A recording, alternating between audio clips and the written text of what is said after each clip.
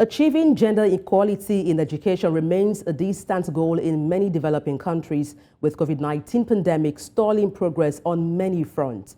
However, recent interventions targeting teenage girls and boys in developing countries have shown promising positive impact on girls' empowerment, boys' attitudes on gender equality, and educational outcomes. Some of these interventions highlight promising, cost-effective programs and interventions that deserve policy-maker attention. Omolola Ololade has more in this report.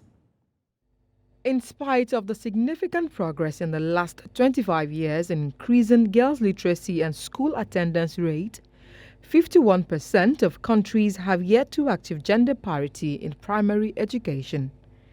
In many places, including Africa, girls are still held back by prevailing gender norms, claiming it is less important for them to get an education than it is for boys.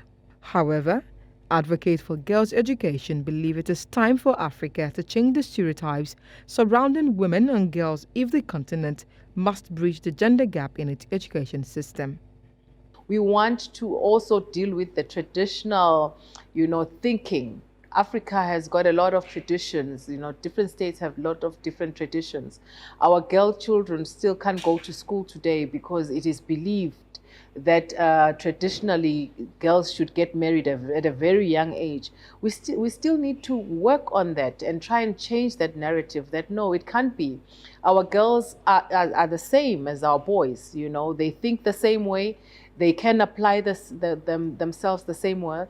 Given the large gender gap in upper secondary education programs targeted at girls, particularly teenagers, seem especially important to help them stay in school and have brighter futures. And one such strategy is what we refer to as demonstrative interventions in FAWE. The demonstrative interventions were arrived at after doing a lot of research and identifying issues that lead to girls dropping out of school, issues that lead girls not having the opportunities to get into school.